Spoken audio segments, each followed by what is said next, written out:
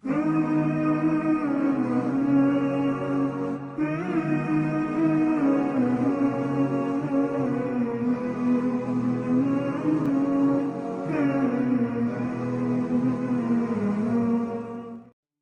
keempat, iman kepada Nabi Rasul yang mengakui kenabian, kerasulan Nabi Muhammad SAW dan Nabi yang lain.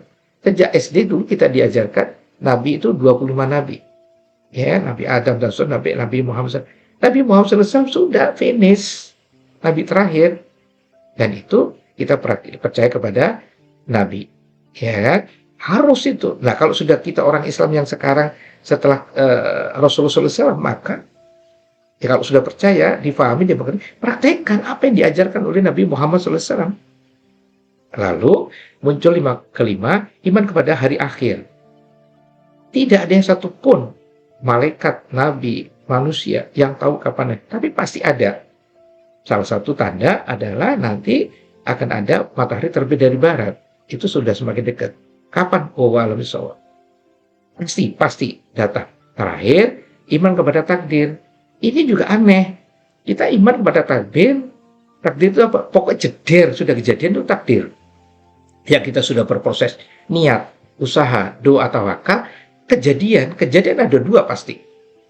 Kita sesuai keinginan, ada kejadian yang tidak sesuai keinginan. Ini pun namanya takdir. Takdir itu dua hal itu aja. Makanya adanya disyukuri, awas jangan sombong. Tidak adanya, tetap disyukuri, lalu sabar, ikhlas, move on lagi. Orang Islam cuma gitu aja. Ada misalkan di Batu tempo hari, tahu-tahu ada bis nyelonong katanya ngeslong, nabrak macam-macam. Ya sudah, mau dibahas apanya? Evaluasi boleh, hukum jalan boleh. Tapi kalau udah bicara gitu, ya sudah, mau kita teriak-teriak sudah terjadi. Maaf, ada yang kecelakaan, ada. Ya sudah, kita yakin itu adanya. Kita nggak ingin gunung meletus, ini itu kebakaran seperti Los Angeles. Terlepas dari itu penyebabnya tadi saya katakan orang beriman perlu dipertanyakan perbuatan apa yang dilakukan itu. Karena saya langsung ingat bagaimana Sayyidina Umar saat itu ditanya oleh komunitasnya, oleh rakyatnya, saya di kota saya ini kok hancur-hancuran gini-gini. Langsung Sayyidina Umar berdiri, saya ikut, kita lihat apa yang terjadi. Benar, ternyata di kota itu molimu terjadi, zina, ngedring, macam-macam yang jelek-jelekin, pantas itu dihajar seperti itu. Itu waktu zaman Sayyidina Umar. Sehingga kejadian-kejadian hari ini yang terjadi di muka bumi yang potretnya luar biasa. Los Angeles kebakaran merembet sampai ke New York, ya, banjir di Mekah pada saat itu ada tanggal 6 Januari kemarin yang belum pernah ada seperti itu. Berapa mobil yang habis ini itu. Bagi orang beriman langsung muhasabah diri untuk memperbaiki. Karena jelas tadi awal beriman di surat Al-Baqarah ayat 3 tadi, orang-orang beriman itu ada kepada yang goib pasti mendingan sholat. Benarkah orang Indonesia yang mayoritas Islam ini sudah sholat semua? Kita cek, buka datanya.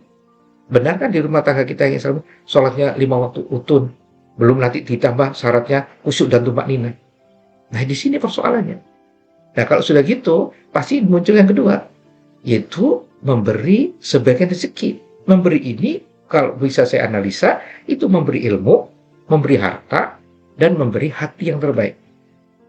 Ini umat Islam kalau sudah kayak gini, insya Allah tidak saja dimuliakan di dunia, tapi di akhirat dimuliakan. Tapi fakta di lapangan tidak. Faktanya adalah umat Islam bicara tentang sholat, katanya beriman, sholatnya masih bagaimana. Katanya sudah iman, sholat, bagaimana infak sodakonya, bagaimana membaginya. Ilmu, baligoni walayat. Kita punya kewajiban menyebar itu, minimum di keluarga kita. Harta ada 3, yaitu dimakan habis, disimpan belum tentu milik kita kalau tidak punya anak soleh-soleha, audzubillah min dzalik, dan terakhir harta diberikan. Nah itu milik kita. Milik kita itu yang diberikan untuk manfaat sekitar kita, orang lain dan seterusnya. Sedangkan hati yang baik adalah minimal kita bisa memanusiakan manusia, bisa menyenangkan manusia, memperhatikan manusia, dan tidak pernah mengecewakan. Minimum 4 itu. Kalau kita bisa seperti itu, Masya Allah, kita menjadi benar-benar orang beriman. Maka dari itu, yang sudah beriman, ayo kita duduk sebentar, kita imannya seperti apa?